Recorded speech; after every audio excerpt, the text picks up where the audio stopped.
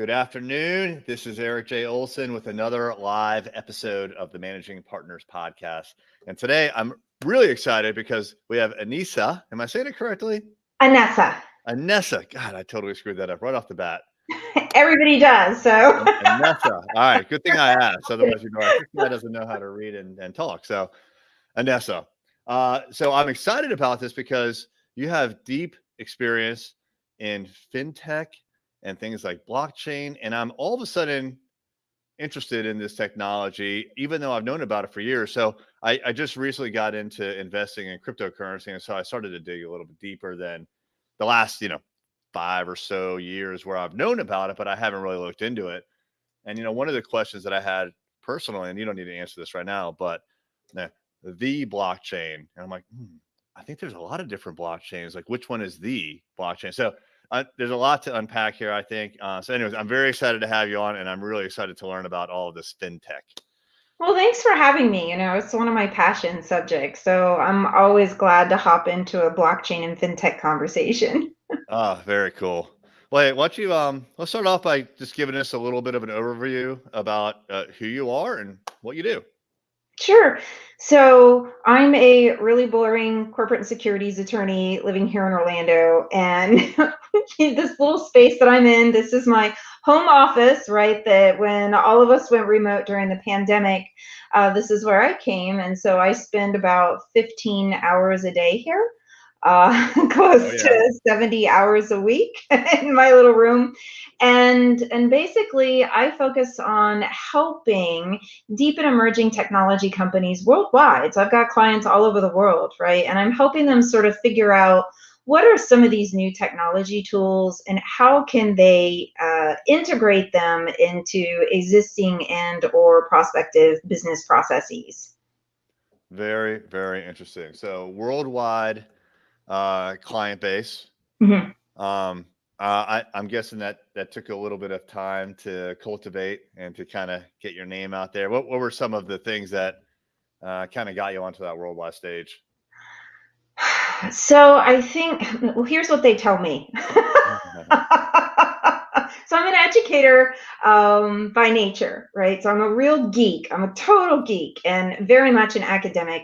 And one of the things that I really love doing is teaching. And so any opportunities that I would have to sort of, get out there pre-pandemic and, really be on stage and get with people in a room, talking to them about what is happening with blockchain and financial technology and related data analytics tools, how this is going to completely change our lives as dramatically as our lives were changed with the internet, and trying to help them prepare, right? And so per those conversations, it's just kind of like word of mouth got out because I wasn't actively advertising or marketing. And then folks would call me up and they'd say, well, I heard your lecture or I saw your presentation or whatever, and I wanted to talk to you about XYZ. And then just pursuant to just being available and having those conversations with folks, they would just end up hiring me as their counsel. Fantastic. That's great. That kind of like, you create the validation scenario just by talking about the subject that you're passionate about, and then people hear you talk about it and you're immediately validated. You don't need to prove yourself really to the people that are coming to you. And now you get inbound leads from that. That's fantastic marketing right there. Well, it sort of leaves out the first and most important step, and that is becoming competent. Yeah.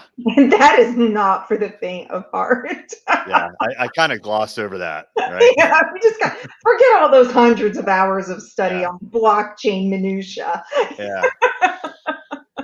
Yeah, and once you kind of understand it, I guess, it becomes a little easier to talk about it. But let's talk about, I guess maybe like generally, let's assume the people that are watching this either now or later, they don't know anything about blockchain, right? They don't understand like how it could be used. Can you maybe just give like a 101 overview of things like blockchain and maybe even decentralized finance, things like that? Well, blockchain at its heart is really just a new kind of data management system. And so when we think about all of the kinds of information that we are trading in on a daily basis, right? Every time I make a LinkedIn post or a Facebook post or an Instagram post, or, that would be data. And that's information that's tied to me and my identity. Anytime that I actually engage in a financial transaction at the grocery store or on Amazon or anywhere else for that matter, so I am leaving sort of my fingerprints of data around on these various networks, and that information is stored in these, sort of server warehouses that are managed and maintained either directly by the company with whom I'm transacting, or maybe that service is being farmed out to a third-party service provider. So blockchain is just another way to track and store data. But what makes it so very interesting is how it does that. How the blockchain tracks and records and recalls data is what has got everybody so incredibly excited, because it solves a lot of problems with data privacy and data security that we've really been encountering here in the past 10 years. So if you are watching this video today, then you have likely been a victim of digital identity theft. Your personal information has more than likely been hacked and sold somewhere on the dark web. And the way that blockchain stores information about, all of the little things that you do on the internet every day is highly secure in comparison to existing data management systems. And the reason for this is because it employs something called cryptography. And that is, it takes the information that you would normally see on your bank statement or maybe on your Instagram post, and it applies on top of it an algorithm that translates that. Just like I'm fluent in Spanish and I can translate anything from English into Spanish and then back again, blockchain takes this algorithm and it translates the information that you're storing inside a data management system, and it translates it into an alphanumeric string of characters that is nearly impossible. Well, at least until now, it's still impossible to be undone, to be hacked. And so it provides a kind of privacy and data security that we've never had yet. The second thing about blockchain that makes it really exciting is that it removes intermediaries in a lot of the transactions that we engage in on a regular basis, so that we can conduct transactions directly with one another. So Eric, if I wanted to send you, like, let's say that you were on a vacation and you were over in, I don't know, India, because like I'm really into some reality shows that are in India, like about marriage. And I'm like, oh, this is so beautiful. So you're over in India and you're like, oh, I need some extra cash. I want to get this really, really gorgeous sari or whatever. And so I want to send you some money. Historically, we would have to use a third-party service provider like Western Union, or we would have to like figure out how to do this transfer with our banks, and maybe we don't have the same bank.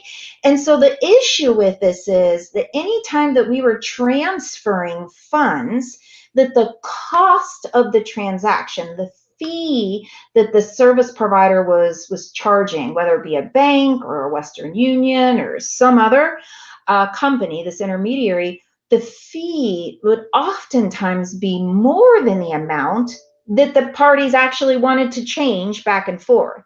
And the time of transaction reconciliation could be several days, several business days. So the lag made it seriously problematic. And so what blockchain does is that it allows me to sort of take, my money in my bank account, transfer it to my digital wallet, right? And so then in my digital wallet, I send it to Eric's digital wallet, right? In this example, he's like hanging out, traipsing around India, and I'm all kinds of jelly. And so then he just then takes his phone and he makes the move from his digital wallet back into his bank account, and voila, Eric's got the money. in less than 20 minutes and for a fraction of what banks normally charge. This is why everyone is so flipping excited about blockchain. It's pretty incredible. And I hear people, startups pitching all sorts of ideas on how to use blockchain for basically like every transaction that you could think of in life. Or even like actually, I think it was even this morning I was listening to a podcast, and the person was talking about transferring your social influence from one pseudonym in a social media platform to another using blockchain and Yeah, technologies you like that. could. Yeah, and so that really gets into the blockchain stack, right? The software stack and the layering of the applications and what you could do with it. So, earlier you sort of tossed out this, this thought to me when you and I were chatting about, like, you've heard about like the blockchain, like what would be the blockchain, right? And I assume, right, that it's one of two options, right? It's either the Bitcoin blockchain, which is our original blockchain, and it is the blockchain that is so fantastically decentralized that there's nobody in charge for any of the regulatory authorities to sue. There's nowhere to send a mandamus for somebody to be required to show up in a court of law and account for the Bitcoin blockchain activity that's happening. So it just kind of happens all on its own. It kind of has its own momentum.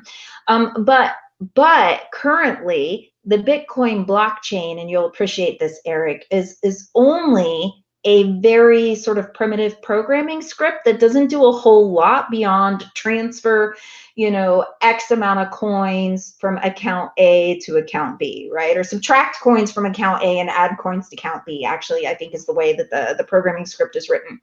But then a few years later came along Ethereum. Ethereum could also arguably be considered the blockchain. It's essentially blockchain 2.0, because what happened was the authors came up with a programming script that is Turing complete, which essentially means for our viewers that the universe of contracting capabilities can more or less be translated into programming code. The Ethereum programming code is called Solidity.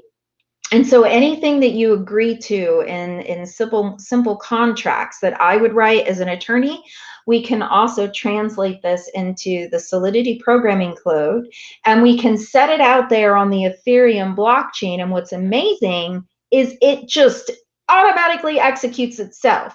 And I don't know, I'm going to date myself here. I know I might regret this, but there was a time, right, back in college when you would have to install a software program onto you your bought from a store, right? Yeah. I remember. That's me. And it was a thing, and it would come with like all these written instructions and like the code that you had to write. And like I actually was taught how to write in DOS, and I know like a lot of people on here will be like, I don't even know what that is. Like, you don't need to know, right? I'm old.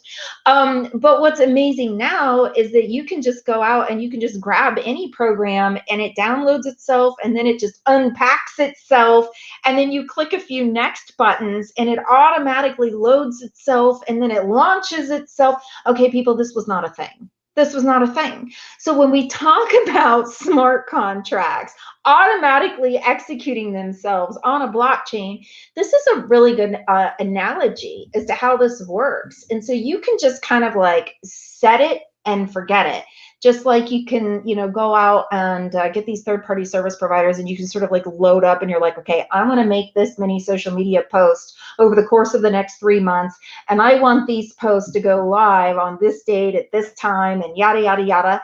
And then you just like go away and it happens. This is what we're talking about. Smart contracts loaded onto a blockchain. But the problem is that if there's an error in the smart contract code, there's no undo. Right. And that is that's one of the problems that people are kind of working on solving these days. Cool. So if I could kind of like oversimplify and summarize, it sounds like when we say the blockchain, there's probably two contenders. So first of all, sounds like there could be lots of blockchains. The the original was Bitcoin's blockchain, but that's very specific for transferring money from one person to another. And then Ethereum came along and said, well, that's cool, but we want this to have multiple different reasons for using it that we don't even understand, like how people would use this. And so they created this kind of like framework to create smart contracts on the blockchain. And then those can be used for all sorts of different purposes. Yes. Got it. Cool. So Ethereum kind of like the forerunner, I guess, of blockchains when it comes to doing these other kinds of transactions besides Bitcoin back and forth? And I guess it could even do Bitcoin, right? But well, it can't do Bitcoin because blockchains are siloed currently. Although okay, there's, so yeah, if there's you want to play in Bitcoin land, you're doing on the Bitcoin blockchain. Yeah, well, yeah, because they don't really talk to each other. Yeah. Our blockchains don't really, they don't communicate very well. But there are a lot of really promising sort of blockchain communication exchanges that are under development. And there is so much blockchain news, development news on a daily basis. I can't keep up. Nobody can keep up with it. Even if you dedicate yourself full time, it's just impossible. So much is happening around the world with this technology. I'll agree with you on that because I do follow it now and I can't keep up. And I've always said, like with digital marketing, every single day there's some big breaking change in digital marketing. Google's doing this, Facebook's doing that, and so like it's a full-time job. And so keeping up with digital marketing is tough. And now I'm trying to also just understand things like blockchain and DeFi, and it seems to be moving much faster.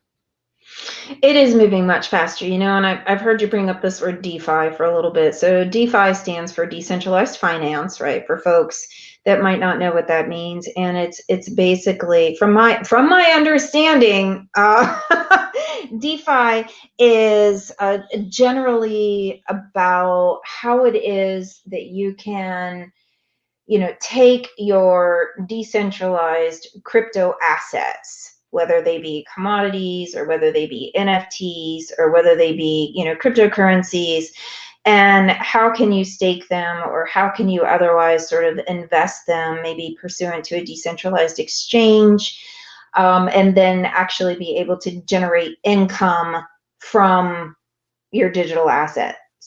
And so this is very, very tricky because it's new, it's under development, it's highly regulated, and the regulatory authorities, at least here in the United States, are wholly uncertain as to what this is, how it works, because it is so quickly changing, and just how it is that they think that they want to regulate this. Got it.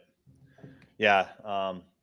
We spent 18 minutes really just talking about blockchain, and we barely scratched the surface. I definitely want to bring this back around to the law industry, but a couple of other things that I wanted to talk about first.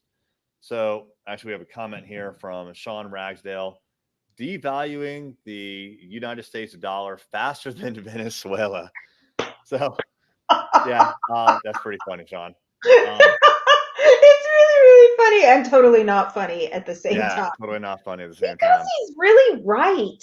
I know exactly what he's talking about. And this could really get me going on central bank digital currencies and what's going to happen with that. Yeah. Yeah. And, I started to kind of get into this whole blockchain and cryptocurrency world when I read a book by Robert Kiyosaki named Fake. And it's about fake currency and other kinds of fake things that are out there, fake assets, etc. But the fake currency was the fiat currency, and he doesn't believe in it because the government just prints, and it gets devalued. But things like blockchain, or not blockchain, Bitcoin, have a limited supply, right? And so supply and demand. If there's limited supply and the demand increases, the value goes up, and we've seen that over time. And it's almost like digital gold, which I think is what people call Bitcoin, right? Yes. 2.0. Yes, so if you've ever read The Creature from Jekyll Island, it reads like a highly entertaining horror story about the US Federal Reserve and a 30,000-foot view of exactly, how we've gotten ourselves into our current financial quandary. And it's, I highly recommend it for anyone who is interested in finance and economics generally, or you don't think you are, but you sort of get the feeling that something dreadful is about to befall us here in the United States, or maybe some of our other countries, and that viewers might be watching from. And even though The Creature from Jekyll Island is written from the perspective of what happened here with the US, there's so much discussion historically about the integration and relationship of the US financial system with that of many nations in Europe, and then generally how that evolved into the International Monetary Fund and the World Economic Forum and the World Bank, and our global financial system and how it operates generally. I really, really recommend it. It blew my mind. It took me over a year to read because it made me really, really mad each time I would read the chapter. So I learned I couldn't read it before I went to bed. And so I'm really, really busy from the time I wake up. Yeah. And so I would just have to wait until I had time to read it, and that it would be okay if I was angry thereafter for a while. Wow. All right. I'm going to have to definitely buy that one. Yeah. I have, there's a lot of unknowns for me about like how all this came to be. Well, it's an incredible area that you're involved in, and it definitely, like you look at Bitcoin's price, and certainly there was a spike. I don't know, maybe like 2-3 years ago, and then it kind of dropped again, and now there's another spike, and it's either at or near record highs. I haven't checked in the last couple of days, but I know it's super, super high compared to where it's been. Mm-hmm. But it's always felt kind of like a bubble, or like maybe like this is it, like we're done, we're going to come back down. But I don't know. The more I learn about it, the more I think we're just at the beginning. Like Yes. we're the early days of this stuff. Yeah, yeah. And I know that the US would like very much to shut it down, and we will see a very concerted effort for nations to try and integrate and adopt central bank digital currencies, like China. And What about that? And India has at least twice now tried to completely prohibit all Bitcoin related transactions and all cryptocurrencies in general, and they've not been successful. So we'll see. You might know more about this though, Eric, right? Because it really kind of comes from the perspective of, what can you stop? Like what information, what websites, what applications, what can you like not permit inside your country's network, right? That data. So we access data via cables, right? Physical cables that are brought up off the ocean floor. And we can access data and information via satellites. And so it's about how do you take an arbitrary geopolitical area like the United States of America, and how do you sort of cordon it off from all of these, cryptocurrency applications and websites and activities. How do you cut off a population of 350 million from being able to access all those services? Yeah. What do you think? Well, I think it can be done technically, but I think the reality is if the government outlaws it and it's against the law, then all of a sudden big institutions just can't play in that game, right? And so there was a time in the United States of America where gold was outlawed. You, as a private citizen, couldn't actually own physical gold. Yeah. They were able to successfully regulate that. They could do the same thing with Bitcoin or anything else that they want. So you make it against the law, and like it doesn't really matter if you have a technical solution or not. It becomes black market all of a sudden, and no one on above board or above what is it, under the table or over the table. So anyone over the table is not going to be playing in that ball game anymore. Well, and that's kind of like really interesting that you bring that up, because one of the primary characteristics of blockchain technology is that it enables the opportunity to conduct transactions anonymously.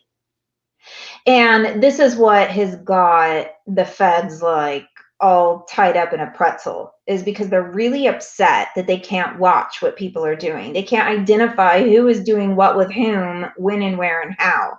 And this is why they're so upset about it. And so, you know, you kind of hear this big mantra that, oh, it's being used for illicit activity and it's all criminal activity and so on and so forth, right? But prior to cryptocurrencies and digital asset related activity, all criminal activity was conducted in US dollars, right? So the greenback was king, and I didn't hear the feds crying about that for the past several decades, and I ought to know because I'm a former criminal defense lawyer. And so now you kind of hear them, you know, just kind of going out, and they're like, oh, crypto isn't real, and crypto is for criminals, and crypto this and crypto that. And so they're really kind of trying to clamp down on this because they don't like the possibility of anonymity, and they're closing the loops. Here's how they're doing this. They're closing the loops because for startups in this space, startups that are developing crypto assets, NFTs, cryptocurrencies, you know, digital securities, and so on and so forth, exchanges, you know, wallets, you know, sort of all of these different applications that are sort of in and around this whole topic of blockchain, they're tracking them down and they're regulating them. They're regulating them and they're fining them. And in some cases, they're putting people in jail. And they're even working through the Financial Action Task Force, which is sort of like the big international treaty organization with over 100 member nations. And they're tracking people down in other countries. And they're saying, hey, you know, you offered the sale of this cryptocurrency to US citizens. Your cryptocurrency or your crypto asset found its way into the US marketplace, into the hands of the US citizens. Therefore, we have jurisdiction over you. So Italy, hand them over. Switzerland, hand them over, right? St. Vincent and the Grenadines, hand them over, right? Or wherever these people are located. And what's crazy to me, the whole planet is cooperating. Yeah. They're handing them over. And this is astonishing to me that the rest of the world wants the United States Department of Justice to have so much power. And at the same time, we are not seeing European nations regulate these activities in the same way or even to the same degree as is the United States. But yet they're still handing people over. So it is, we're in this regulatory quagmire here where the US really does not want this technology being developed, because what it does is it disperses control away from the few dozen people in the Federal Reserve that currently have a clampdown on every dollar ever printed. They're the ones that are in charge. They want to stay in charge. They don't like this happening, and they've got Congress in their back pocket. Yeah. Yeah, and it's really easy to take an enemy, you know, whether that's I don't know, say the Germans in World War II or Bitcoin today, and you paint it in a negative light, right? So like with the blockchain and with Bitcoin, it's used for illicit activities. True, it is, but it's also used for very legitimate activities. I remember hearing about the dark web. You mentioned that much earlier, the dark web, and about 3 years ago, I was like, "What is this dark web thing? I need to go. I need to go there." And so I did a little bit of research. You know, 2 or 3 Google searches later, I had the Tor browser. that Tor Your browser onion. on my phone, and I spent about 4 hours one Saturday next to my pool in a lounge chair, just going like learning it site to site to site. And yes, I landed on some sites that, you know, like there's bad stuff going on there, but I Yeah. also learned that there's a lot of good stuff going on there. So like sources communicating with reporters, journalists, and media Mhm. anonymously. That makes a Mhm. lot of sense. And then also, I found out that Facebook had an onion site, which is a dark website, specifically stood up so that people in countries where the regimes didn't want them talking about things like overthrowing the regime could communicate and collaborate and coordinate in private and anonymously. Very legitimate reasons for having things like Mhm. the dark web. So, but it's a broad stroke. Oh, that's bad, right? And so Well, I you could see know, the exact same thing happening with Bitcoin. people don't seem to understand there's one fundamental flaw in social logic here. And the fundamental flaw is that regulation equals the elimination of criminal activity. And nothing could be further from the truth. A criminal, by definition, is an individual who has no respect for the law. So you can pass as many laws as your little heart can possibly desire, as creative as you can get, and the criminals don't give a flying flat rat. You pass all your laws, and it's not going to change their behavior. It is not going to deter them, because only law-abiding citizens obey laws by definition. So when you see our elected representatives or the agencies and the administrative bodies who have been received the authority delegated by our elected representatives in the case of like the Security and Exchange Commissions or the Financial Crimes Enforcement Network, yada, yada, yada, when you see them like promulgating rule after rule after law after law after statute after whatever the case may be, you've got to question, like, what is the end goal here? What is it that we're looking to curb, and what behavior might we be looking to curb? And is this rule or statute going to be, is there a likelihood of success that it will curb that behavior? In the case of guidance, I would like some guidance. I would like some guidance that makes some sense on behalf of my clients, so that I can give them a reasonable certainty that says, if you do A, B, C, and D, then everybody's going to be happy with you. But the problem that we have here in the United States is that they refuse. They've been asked repeatedly, and they refuse to come to agreed in guidance. Who's refusing? Well, we have this sort of intersection of the Internal Revenue Service, the Commodity Future Trading Commission, the Financial Crimes Enforcement Network, and the Security and Exchange Commission. This little box here is kind of set off to one side, and then over here, right, we have the OCC. And so the OCC is like when we really start talking about central bank digital currencies. This would be the digital dollar. This is where the government wants to set up its own blockchain so that they can transact directly with individuals and thereby disintermediate all of the banks and financial institutions. Oh boy. Sound like it can't happen? It's going to. The Federal Reserve has put out white papers. There's special committees on this. What will happen to the banks and financial institutions? They'll never stand for this, you want to say to me. I say, you're right. They're going to be folded in. And will this be anonymous? No. Well, you just forget about that. No. So like when you open your Coinbase account now, right, which is one of your sort of on-ramps into trading in cryptocurrencies, right? So they give you a digital wallet, and this is like the on-ramp onto the highway of trading in cryptocurrencies, right? So you kind of get this exchange, and there's all these little, like it's almost like shopping at a flea market, right? And you're like, oh, what can I get by here? Like, who's here, right? Look at this deal over here. Huh? I say, look at this deal. It's so cheap. Right. You're like, oh, Ripple is here. Oh, wait, no. The SEC's mad at Ripple. They delisted Ripple, right? Oh, what else can I get some Dogecoin? Can I get some Cardano? Right. And so you're kind of like you're shopping on this digital space. And so what our government did is they got all their panties in a twist, and they said, everybody's anonymous. We don't like this. So they came after the people at Coinbase because they were identifiable. Because remember, Bitcoin and Ethereum grew so fast before the federal government caught wind of what was actually going on, that by the time the government got involved, there was nobody left there at central command, if you were a CENTCOM, for them to take down and to hold accountable. So you've got Bitcoin and you've got Ethereum, and but to be able to trade in Bitcoin and Ethereum, to be able to purchase any, well, that was another thing, because you get these service providers that were providing people with on-ramps. And so what happened is the government set up shop on the on-ramp, like a toll booth. And they said, if you want to get on, then you have to give me your, a DNA sample. This is where you need to verify your identification, or you identify yourself. Is that right? Identify yourself. Forget that.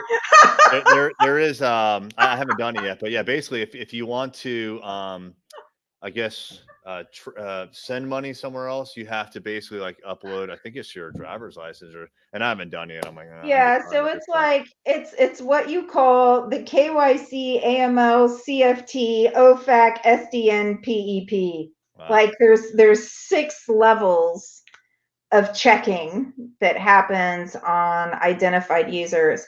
And now they're wanting to regulate these on-ramps like they do fully operable depository Yep. institutions, right? So anytime anybody transacts, like they still have to file like suspicious activity reports and certain transaction reports for like in transactions like that maybe appear suspicious or in amounts over 10,000 and so they're trying to, and they want to reduce that to 3,000. And so basically what they're doing is they're saying, we're going to make it so expensive for you to comply, this will not be profitable for you.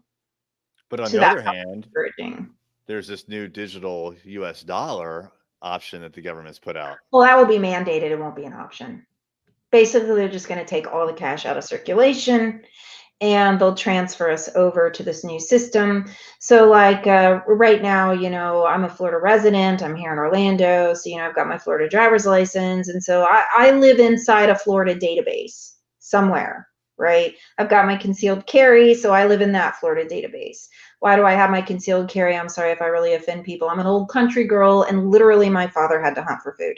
So I was, I was actually taught how to hunt and dress out a rabbit and things like that. So yes, backwoods Ohio, way backwoods Ohio.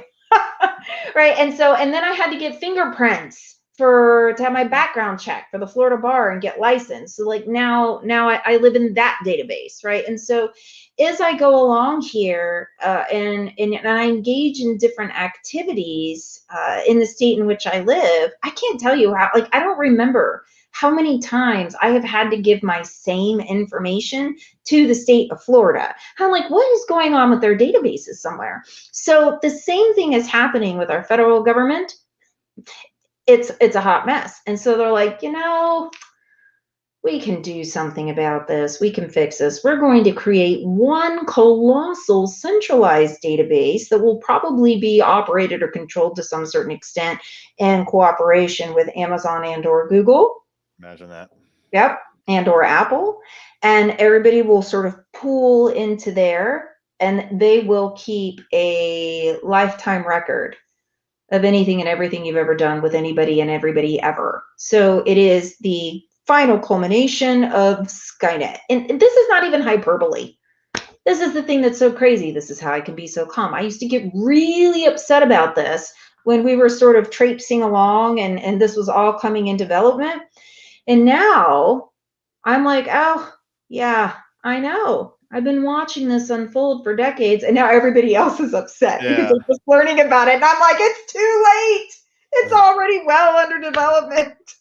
I've been saying for a few years now that the 1984 Big Brother, it's here and it's called We Facebook or blew Google. past that, right? Yeah, but like, and now politicians are upset because Facebook, they'll censor some people or not, and so they're making these judgment calls. They want to strip away, what's it called? The 203? No, I forget the Section 230. Thank you. Yeah, the Section Section 230 immunity for what people exactly. post. Mm-hmm. But like I had not heard before that these tech giants were going to basically somehow partner with the United States government to actually create like the ultimate blockchain.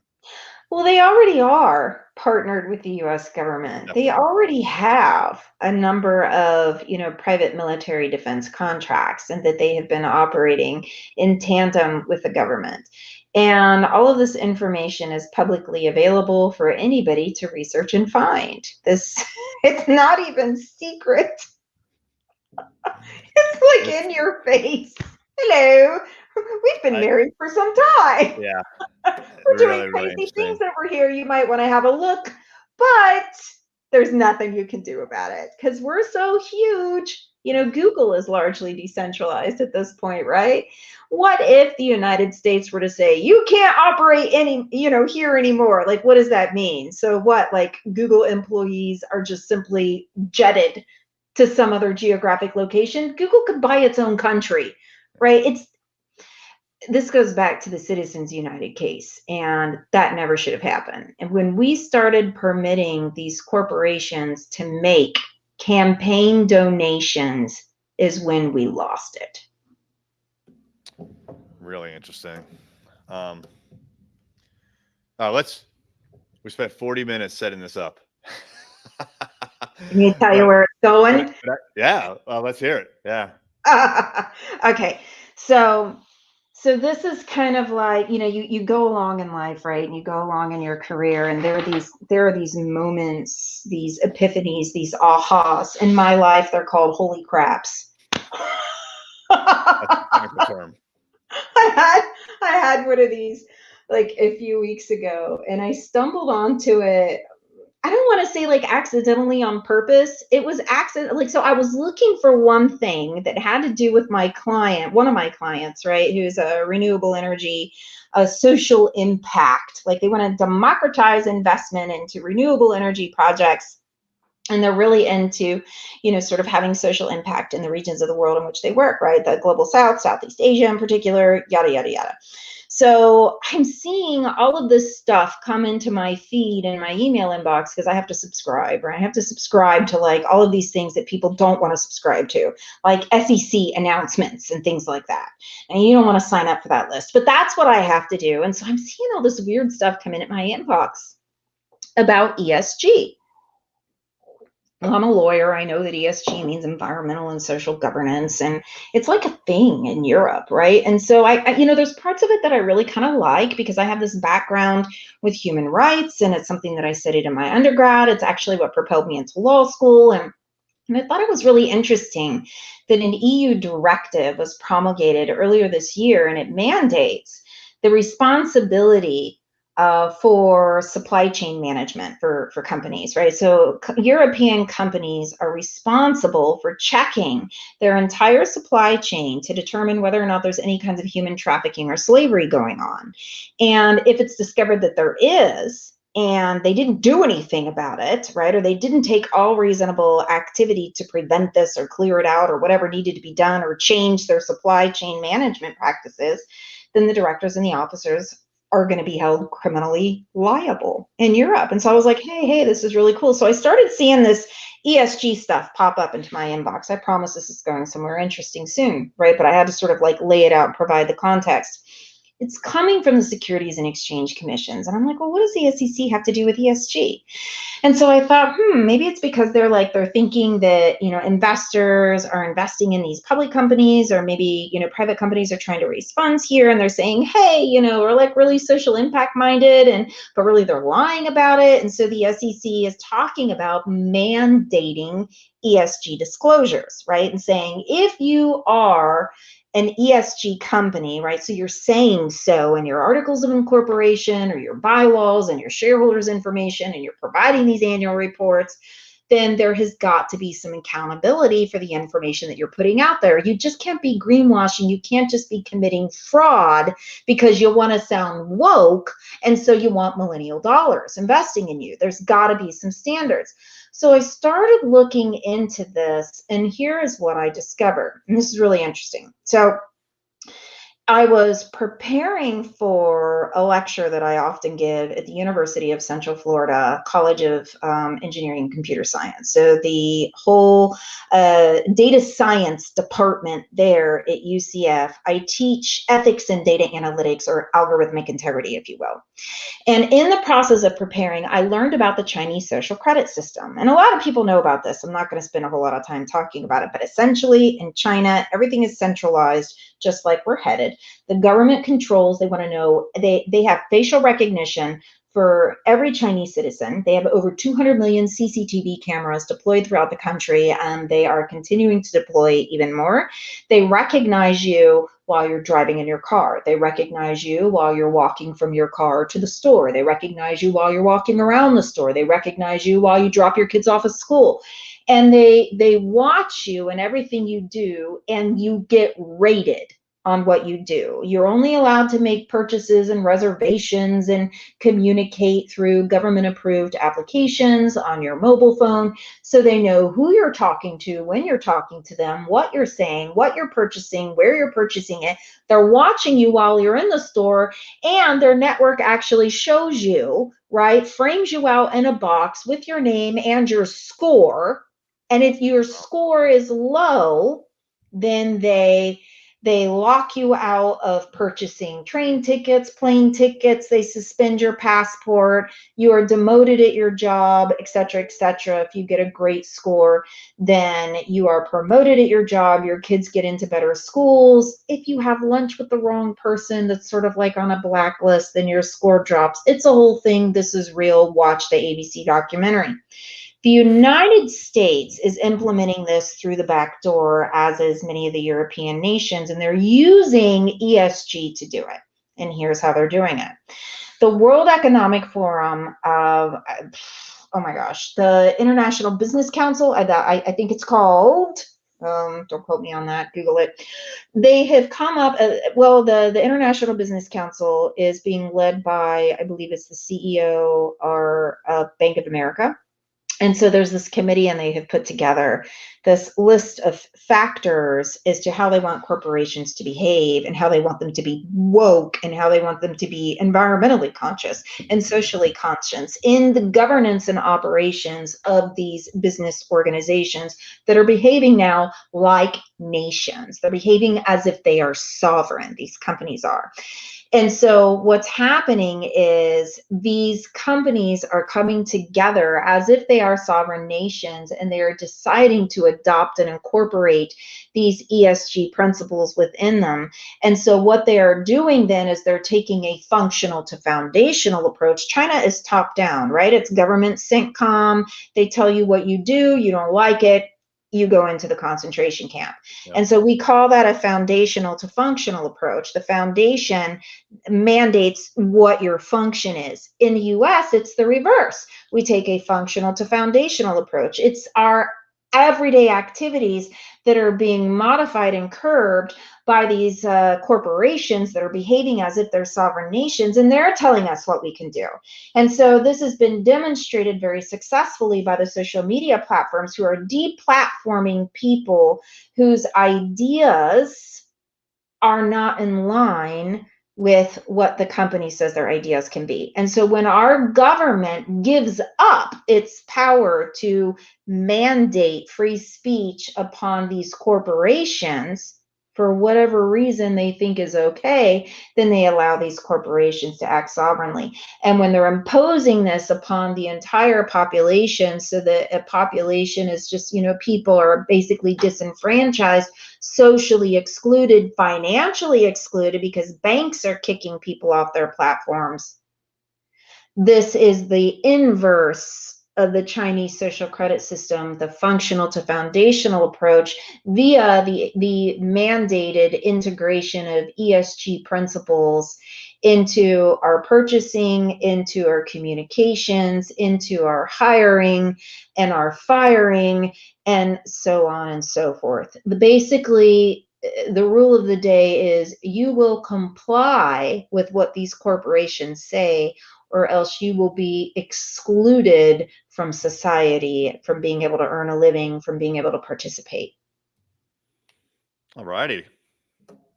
Yeah, that makes me want to go buy a farm somewhere in the backwoods of, where were we? Ohio? Yeah, someplace like that. Yeah, when I'm done with all of this, I'm out of here, I mean,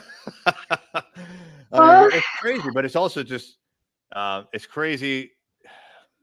Something as innocent as, and that we could all get behind, as far as like, yeah, we don't want slave labor. Of course, no one wants, but that's the vehicle to make these changes happen.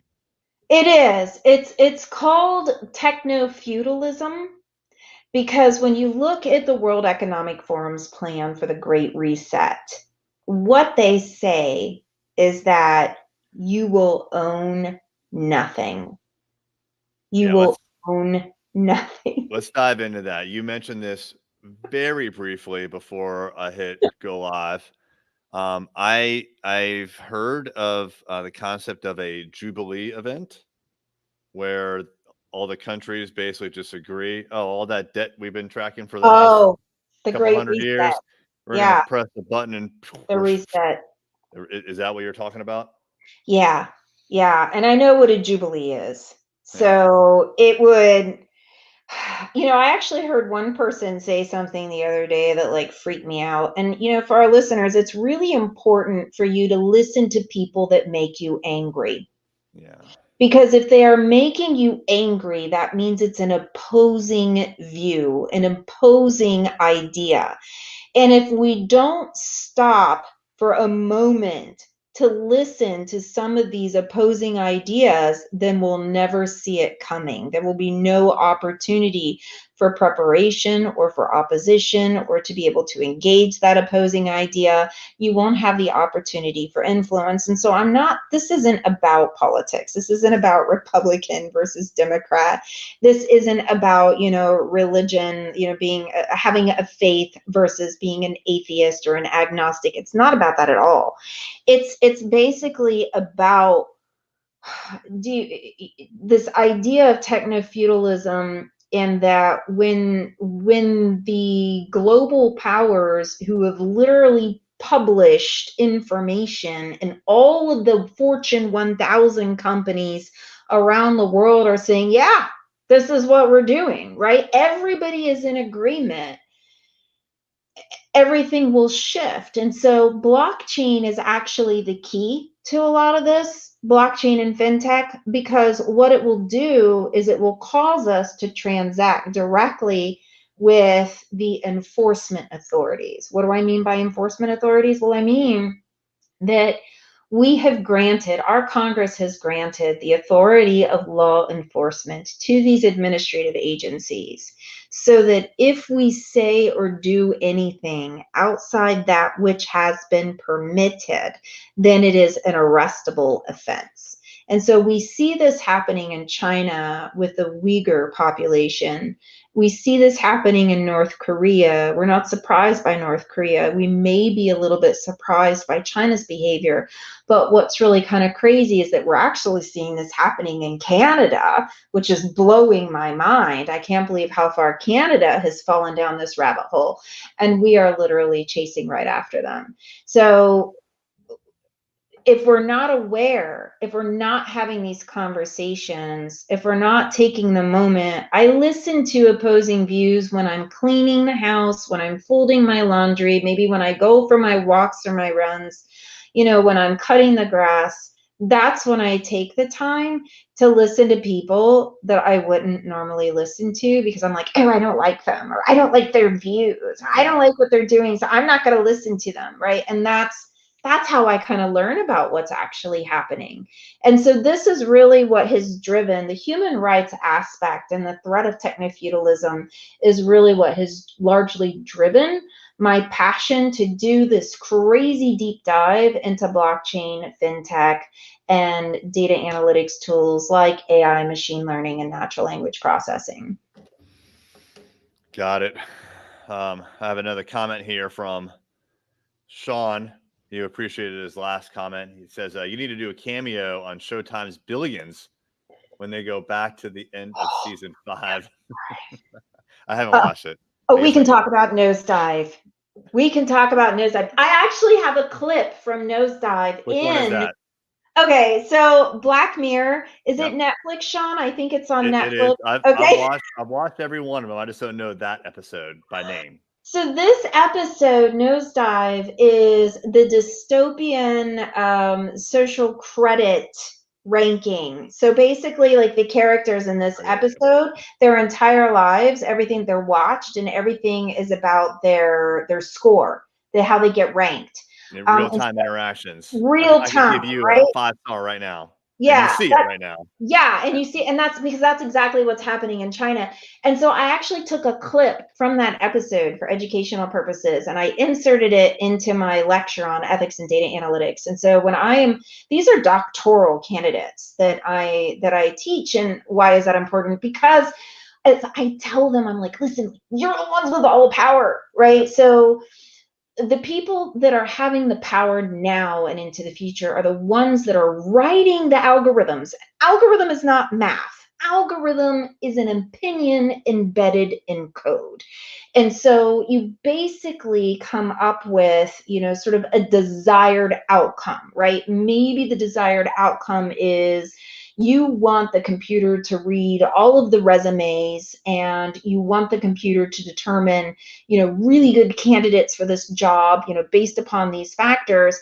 And what is your definition of success? If your definition of success is somebody who has been hired within the company within the past 20 years, who stayed with the company for 4 years and been promoted at least once, but previously you were biased against women, then that definition of success is only going to give you white men, right?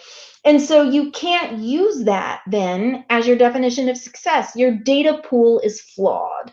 And so that's kind of like when we think about algorithmic integrity, when we think about ethics and data analytics, but it's these people. These data scientists are literally the ones that are writing the programming code that is going to determine whether the Tesla hops to the left or to the right.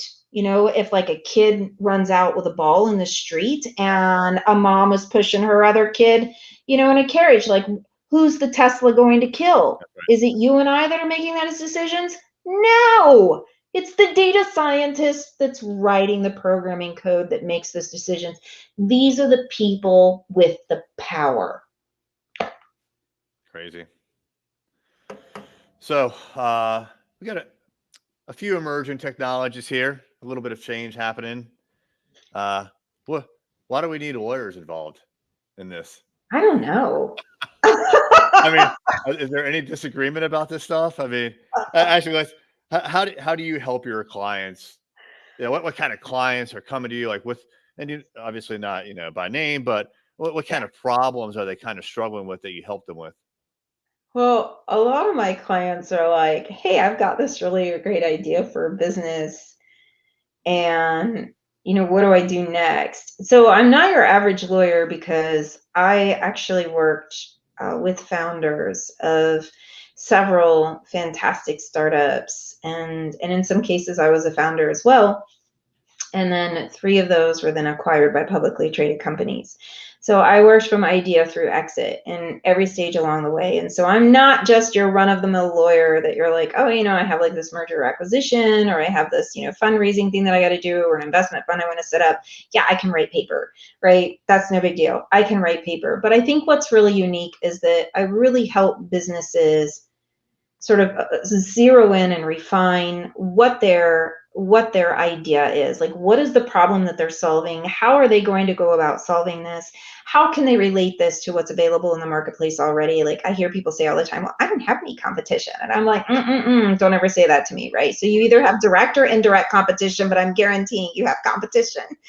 And then how is it that you can take that and sort of build out your financial projections based upon reliable assumptions that you've pulled from the marketplace, and then be an attractive investment vehicle for investors to kind of get your business off the ground and running, and then sort of staging that out. In addition, like a lot of them are developing like really unique intellectual property. You're like, oh, but I don't have anything that's patentable. Maybe not, but you definitely have intellectual property. So whether it's your branding or your goodwill or your trademark, or maybe just this really unique way that you get something done, right? So that would be like a trade secret protection. And then sort of kind of doing like these IP audits, if you will, and saying, all right, what is all of the intellectual property and know-how that we can identify here? How can we value this? And how, more importantly, how can we monetize this? And what are some different ways that we can get additional revenue coming into the company? How can we quantify that? And then how can we expand your products and your services and your solutions into the future? Is there any way, any angle here that we can get to develop you into something larger, like a platform as a service that's going to have wider market application? Do you need to be outside of the United States to gain some traction because of the regulatory framework that governs you is going to be too onerous, too burdensome, too expensive? Should you be starting up your startup somewhere else, gain this traction, build this momentum, and then come back and tackle the behemoth that is the US regulatory landscape? Or, can you do that here? Are you more appropriate to be a corporation or a limited liability company or a nonprofit, maybe even? And how is it that you can engage in these fundraising vehicles in a way that's going to make most sense to you, that's going to minimize the cost? Is there a blockchain element that we could develop? Like, a lot of folks want to do crowdfunding and Reg A Plus offerings. And in those circumstances, I recommend that they really consider doing a digital securities offering, because just simply managing your abundant, shareholder registry in the case of those kinds of offerings, when you democratize access for smaller investments for the retail investor, just the cost of managing your shareholder registry alone can be really, it can eat into the proceeds of your raise. So just basically idea to exit for deep and emerging tech companies. Very nice. That's awesome. One last thing that I wanted to talk about, and I appreciate your time. I said this would be like 15 or 20 minutes. So hopefully you actually blocked off like an hour. We've been going at it. I definitely appreciate it. So thank you very much. Sure. One of the things that I wanted to get your opinion on is, blockchain and all these various technologies that we're talking about. The promise is that it's going to democratize transactions. It's going to remove the intermediaries, and there's lots of predictions about, like, realtors just going away, kind of like travel agents went away. Title companies going away. But Yes. then in other industries like the law, right? So I've heard how I'm not going to say the right phrase because I don't know the right phrase, but basically lawyer AIs have reviewed murder cases and they found information that have led, I think they've led to overturns and freed people that were wrongly convicted that, the human attorney couldn't do. I could be completely wrong about that. You're not wrong. So, is the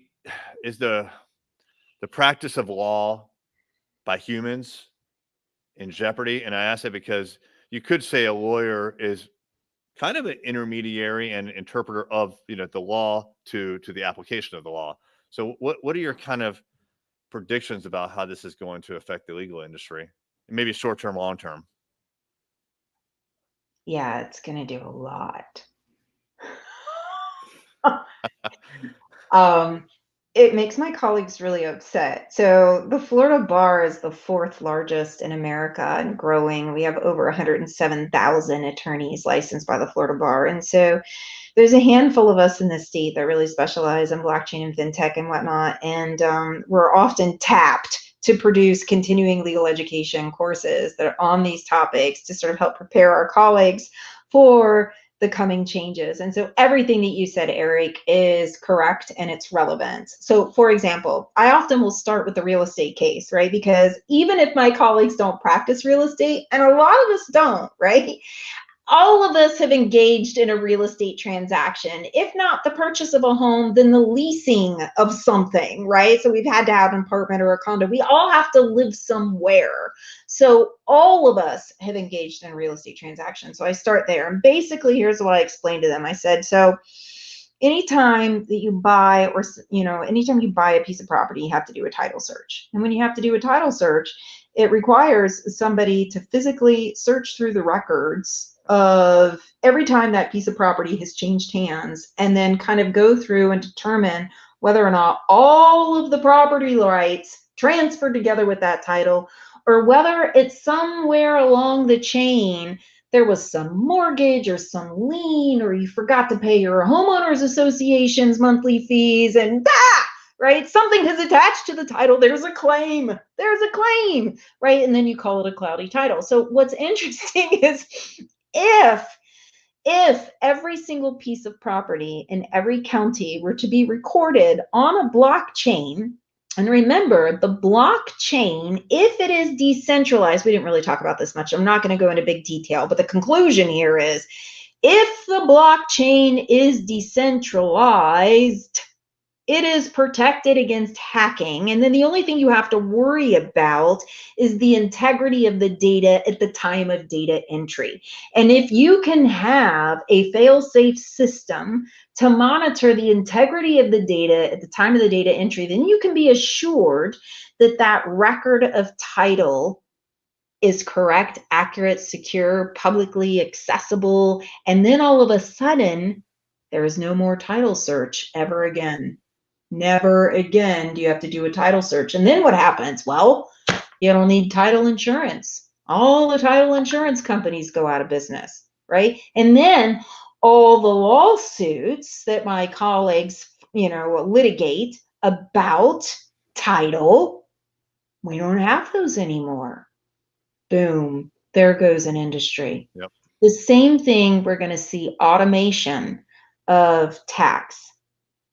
So if my QuickBooks account and my bank records and everything associated with, say, with my law firm is suddenly on a blockchain, and then there is a program that is written by people that are way smarter than me to travel along that history of transactions, and there's more information, right? It's like, oh, today Anessa went to Office Depot when she was, and so the stuff, the itemized receipt that you get from Office Depot, she bought pens, she bought paper, she bought, printer ink. Oh, and she bought Skittles. Those Skittles are not deductible, right?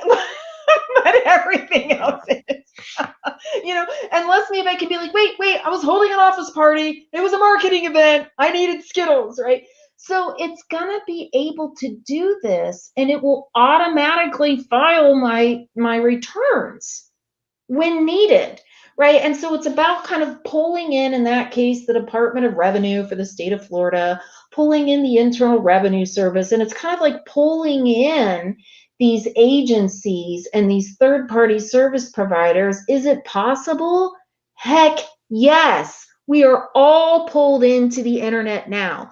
You cannot live, right, in modern society without being some sort of appendage on the internet. We are all appendages on the internet. This is what is going to happen, except our new internet is going to be this mega mammoth blockchain, kind of like a train station. You have the trains come in, right? And they get on this big wheel. There's probably a fancy name for it that I don't know. And then they turn like this, and then they come off and they go on to the other blockchain, right? So like this blockchain exchange central. And all of these entities and these government agencies and these individuals and these businesses and these service providers and foundations and nonprofits and individuals and, everybody is going to come onto this new internet. Everything is going to be itemized in minuscule detail. Programs will be written to crawl around out there and read what is happening. And it will be able to produce reports and submit them automatically on your behalf. Sounds nifty until you realize that, God forbid, you color outside the lines just a moment and then whap, they get you. Well, like the Skittles example, right? I mean, as a matter of fact, just today I went to Walmart and I picked up a whole bunch of snacks for the office. But, black and white tax code, that's probably not deductible, but it's for the office. It's not for me. It's for the employees, right? So there's a reason. But yeah, I get exactly what you're talking about. This is scary, interesting. Yes. A lot of things. Things. You said the phrase like the new internet, and I think I definitely agree with you. Like, there's been a couple phases. I saw like AOL come online from nothing, and when I first got onto AOL, I was like, oh, this is amazing. This whole new world is out there, and that world's transformed, and it's to where we are now with the internet. But then I had mentioned like spending that day on the dark web.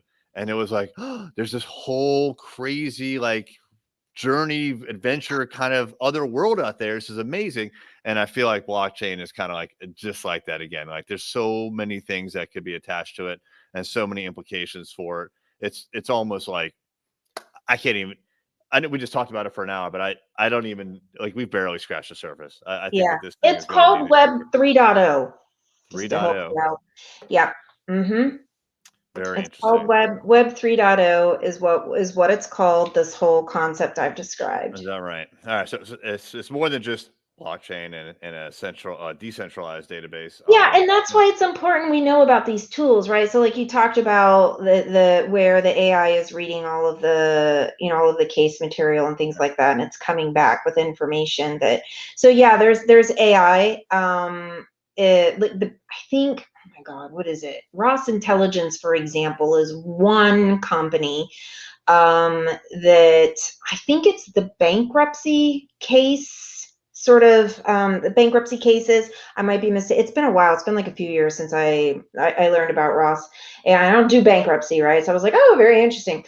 But I think it's bankruptcy, which is a very particular kind of area of law, and so it's kind of closed off, right? So bankruptcy court is a thing as opposed to, say, other kinds of courts, and so you have to file in bankruptcy court. And so kind of going and looking at all of those databases of all of the legal opinions and all of the codes. If you take all of the bankruptcy code and you drop it into a database, right? And then you also sort of back end, you API in, if you will, into all of the bankruptcy court records or court systems all over the United States, right? And then you're able to have access to, and you machine read your programming code reads all of the information filed with all of the courts, and it crawls, and it can read it now like a person, but smarter.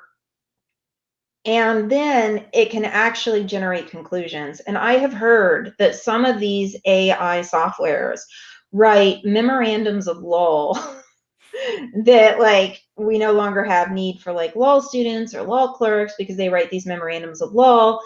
And then likewise, they'll also be able to write briefs, file briefs, things like this, and they're better than even some of the most astute lawyers in many circumstances. And it's because it's able to crawl through and read, millions of pages, and people can't do that. And so what's hard is that, let's say that you hire like 100 first years and you give them like 1 million documents to review, and so they divide up the documents.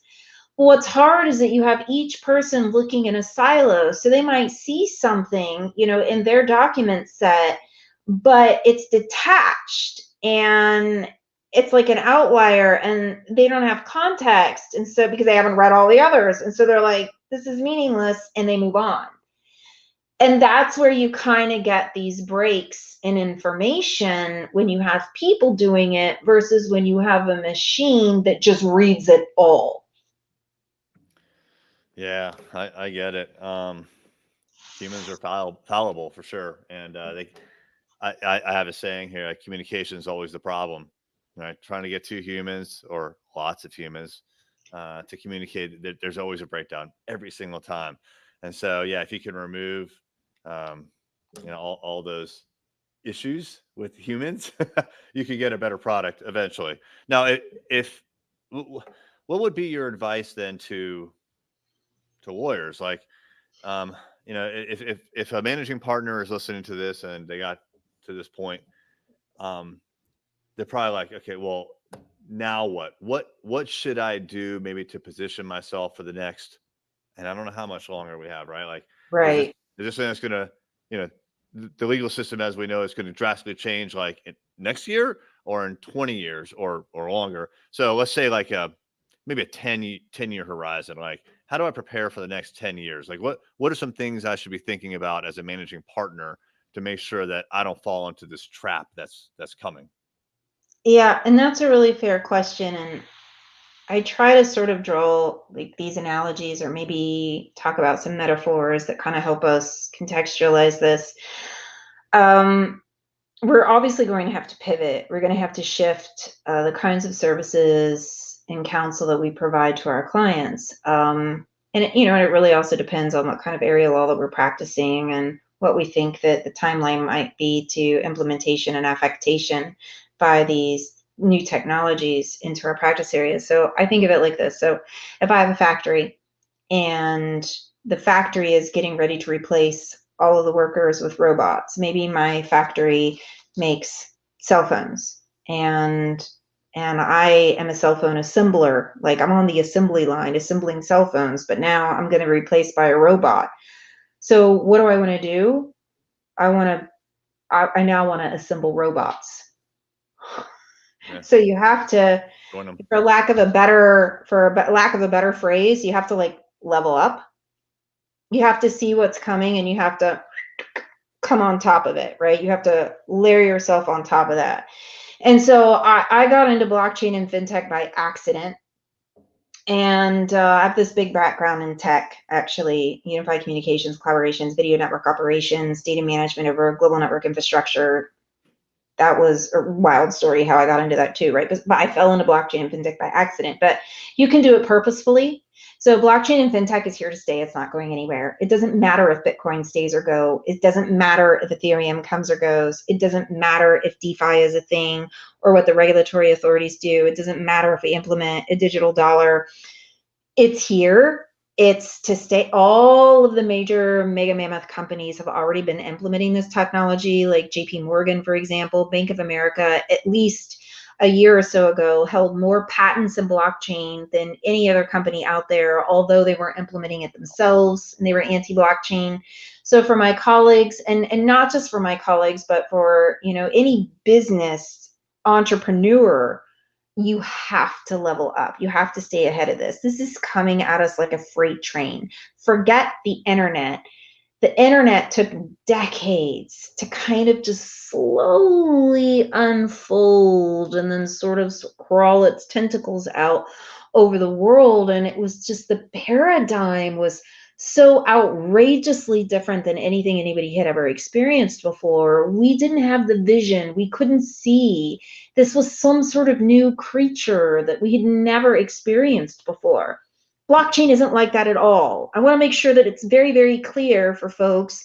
This is different. I need you to understand that this is coming at you like a freight train. It's like the internet on steroids on steroids. There's no escaping this. I don't know what the timeline looks like because there are competing interests, but I am shocked at how quickly this is being integrated into the daily lives of citizens around the world.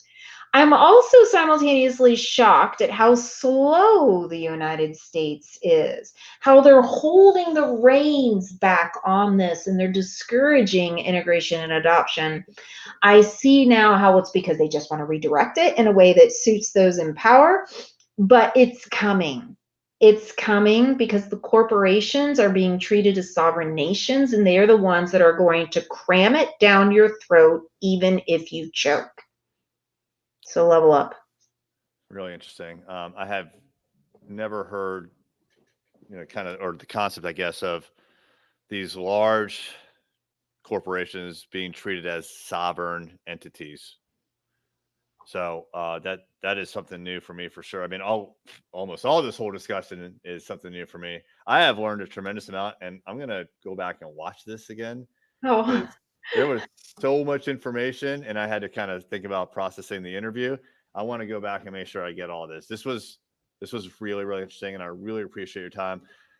I'm guessing we covered almost everything you were hoping to cover. Is there anything that you think would be of interest to anyone who's watching that we didn't cover? yeah. So for folks who are like, oh my gosh, wow, how do you eat this elephant? Right. And so the way to eat an elephant, this is a metaphor, people. I don't actually eat elephants, is one bite at a time. And you're like, I don't really know where to start. So it doesn't matter where you start. So here's how you tackle something that is like a totally foreign language. This is how you learn something absolutely new. You start by attending the schools of YouTube and Google. Literally, like, start there.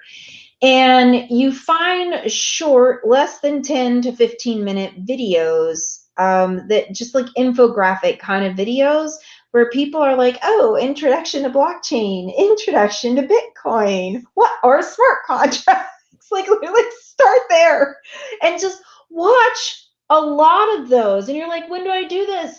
I literally set up my cell phone like on my little makeup box in my bathroom, and I prop it against the mirror and I hit play while I do my hair and my makeup. This is how I survive, because I am just as busy as you are. I set it up and I prop it up against like my Ninja blender in the kitchen, not kidding, because I had to watch 10-year-old videos on commodities. Yeah. Because I was like, I don't understand. Why is the CFTC involved in blockchain and digital assets? Why?